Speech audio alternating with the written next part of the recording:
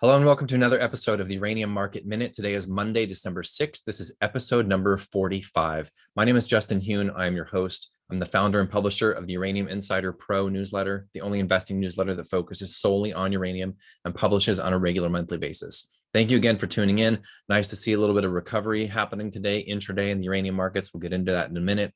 Before we get into more content, as always, nothing in this video is intended to be investing advice. I'm not your financial advisor. This is not financial advice. Please always do your own due diligence when it comes to investing and always take responsibility for your own choices. Jumping right into the daily scoreboard, the spot price of uranium today, $45.20 a pound mid-market, basically unchanged from yesterday. Not a whole lot going on in the spot market presently. We saw at the end of last month a bit of the typical month-end sort of price manipulations, taking the price down a little bit. As I've mentioned multiple times before, what happens is at the end of each month, there's often some downward pressure on the price, on the spot price of uranium, because there are traders that have offtake agreements with producers that are based on the previous month's end price. So there's often a little bit of selling pressure, which we see just about every month. And we did see that last month. Now the spot price is essentially flat. Doesn't look like there's much price manipulation going on in either direction. Doesn't look like there's a lot of purchasing happening. As we know, the Sprott Physical Uranium Trust has been out of the market for a minute here. They closed Friday at a pretty steep discount to their net asset value, minus 6.43%. In fact, in today's trading, they hit almost a 10% discount to their net asset value, which is by far the largest discount we've seen to NAV since they launched their ATM on August 17th. So for the last 11 trading sessions, they've only taken in $345,000 in new capital because they've been almost universally at a discount to the net asset value due to the market weakness. They raised no capital on Friday. They did not buy any new pounds of uranium. Because they didn't purchase any uranium, they're still sitting on $32 million in cash in their treasury. Again, the numbers since August 17th of their ATM launch, they've acquired 22.8 million total pounds of U3O8, and they've raised almost $1 billion. As we've mentioned, they have raised that authorization for their ATM up to $3.5 billion total. I believe it's an additional $1.2 billion with an extra $1.3 billion for potential usage and fundraising off market. That could come in the form of block trades from institutions. As I mentioned in the previous market minute, CEO John Ciampaglia has been having conversations with some much larger funds that are looking to position here. So that could get interesting. Turning to the ETFs, URA reported a decrease of 170,000 shares.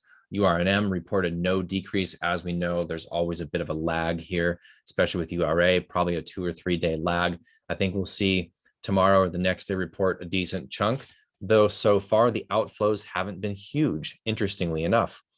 That outflow that they reported today, 2.9 million mandated selling, really not all that significant, although their AUMs have declined by another 67.8 million due to the price action of the stock. They've dropped by about 500 million in total AUM combined between those two since the end of or since the high print of last month. Let's see, the combined AUM of these two ETFs, just over $2 billion, 2.03 billion coming in. Let's go ahead and take a look at the charts. I thought I'd start today off with a weekly chart of URA just to give some perspective. As you can see, we've seen 3 pretty decent weeks of selling the past few weeks. The week starting off today in the green, which is nice to see.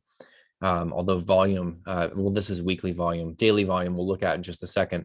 3 weeks down in a row. These were pretty big down weeks, although we're not seeing record volumes in selling. But the volumes are there, right? They're not insignificant, kind of more in the line with quote unquote average volumes since the big move up in August. As I mentioned, the ETF outflows haven't been huge. So what does that mean? That means a lot of this selling that's happening in the sector, in my opinion, is coming from retail. But if we zoom out, you can kind of get a better idea on these weekly charts of where we sit.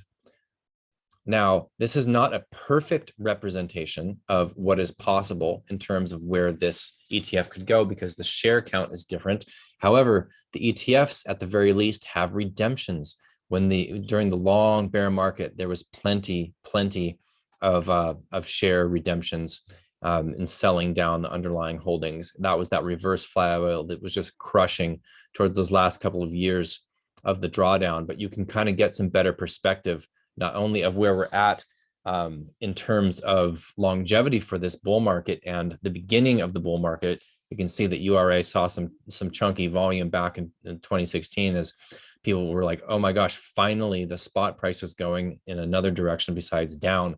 Then it tapered off for quite a few years. That was the long positioning that many of us were involved in. And now you can clearly see with this volume and this long-term trend is just beginning. And this pullback coming back is not quite as deep as we saw in July and into August, where we saw that hit that 50-week or 200-day moving average. We're not quite there yet, but we will see multiple pullbacks like that. In the mailbag section, I'm going to highlight a historical chart for one of the uranium companies and talk more about that.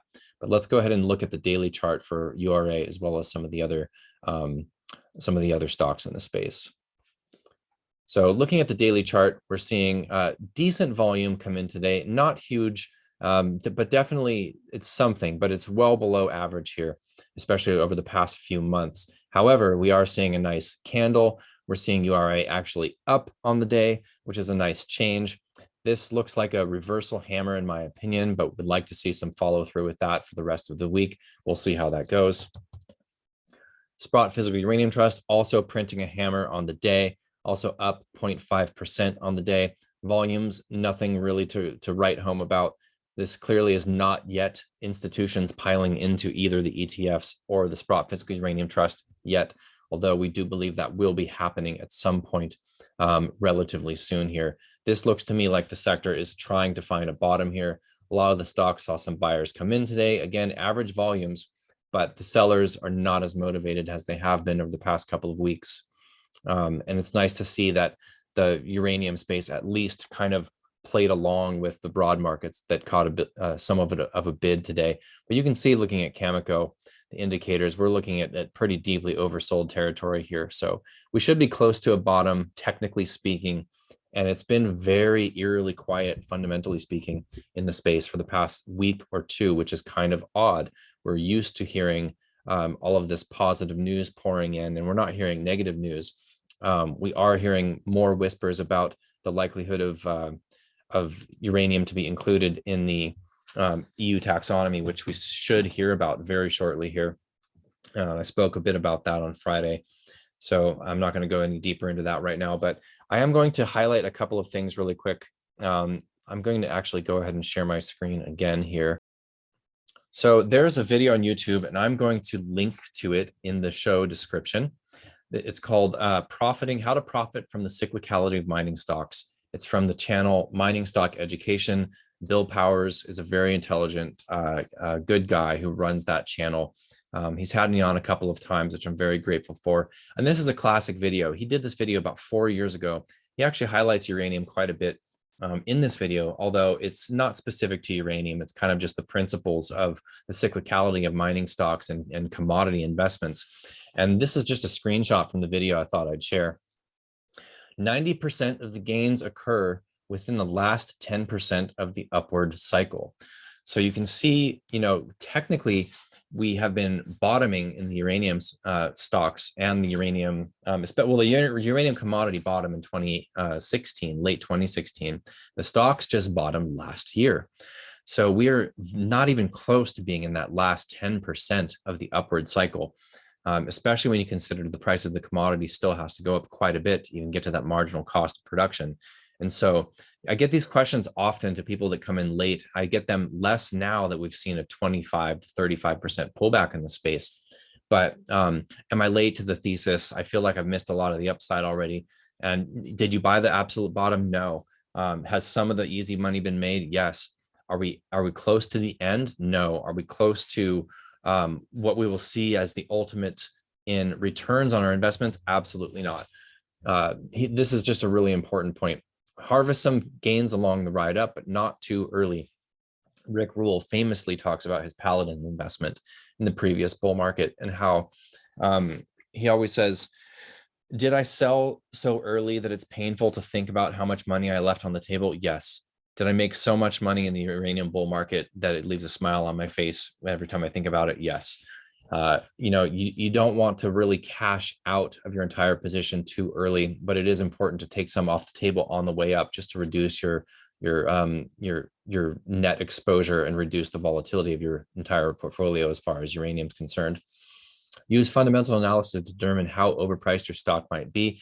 That one, I think, in my opinion, this point has kind of lost its strength over the past few years with what we've seen in the markets. I believe that technically you can look at cash flow analyses, you can look at forward cash flow analyses, you can look at the price of uranium in the ground and all these sorts of metrics to try to justify or determine relative valuations of the companies. But it's really all about the funds flow. And I think that the funds flowing into the sector, into the ETFs, into the physical trusts, that we're going to see valuations in the underlying mining stocks go far, far beyond what makes sense.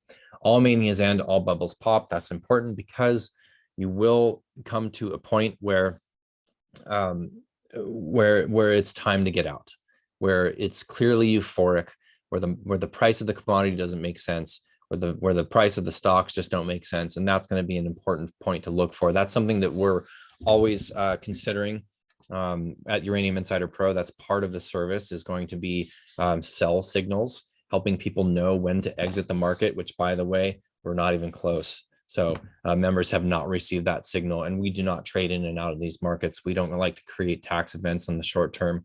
We'll accumulate on weakness and hold through the bulk of the ride up.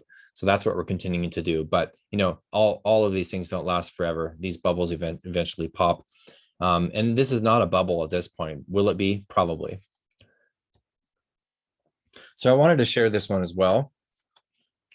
This is the chart of Denison Mines from the previous bull market. And I wanted to highlight the drawdowns that people experienced over the course of about 3.5 to 4 years. If you invested right kind of at the bottom, that was, October 2003, Denison was 40 cents. Then you absolutely nailed that. Not very many people did.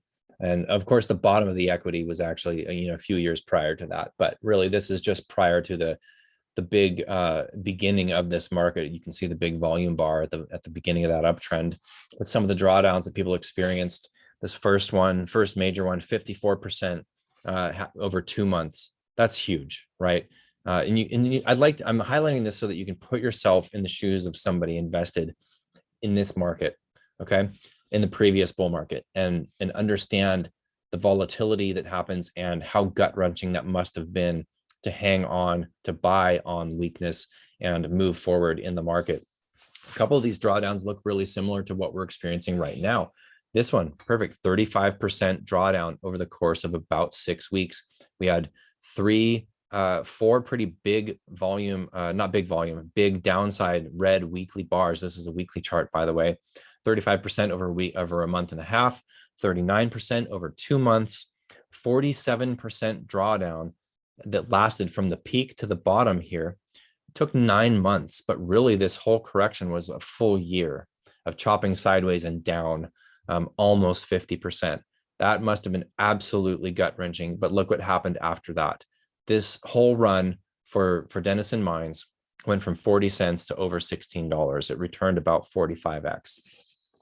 So I just want to highlight that because you really have to understand the fundamentals of the sector and understand why this is a bull market, what is likely to contribute to the continuation of this bull market, why we're not even close to it being time to get out, and the fact that you see 30, 40, almost 50% drawdowns in the previous market. Never did it negate the reason for being long. Never did it negate the bullish thesis. So these were just, intra-cycle drawdowns. This is late money getting shaken out. These are tourists getting shaken out. These are folks that don't have the conviction to hang on. And, so be it. That's completely fine. It makes a market, right? There's always, every time there's a seller, there's a buyer. That's just how it is.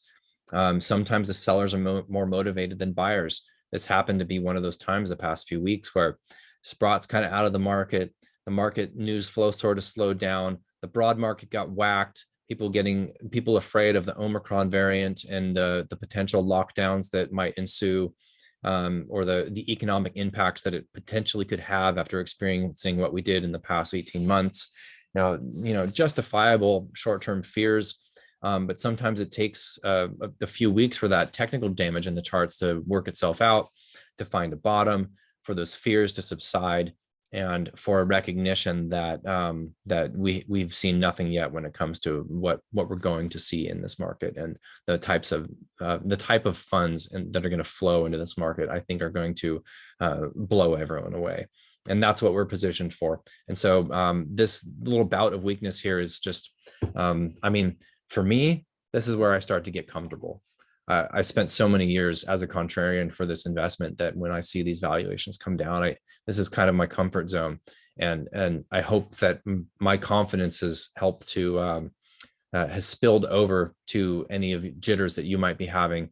But yeah, this is nothing. So hang in there. Hopefully everybody's having a good week so far. I'm happy to see some dip buying come in.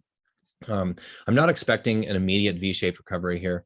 I think what would be healthy for the sector would be for a bottom formation to form, a bit of a sideways chop, a bit of recovery, that technical damage to work itself out, for the 200-day moving average to move up and catch up with these stocks. A lot of them got really close, if not touched it today. So overall, the bull market continues, and hang in there. All right. Have a great day. We'll see you guys tomorrow. Cheers.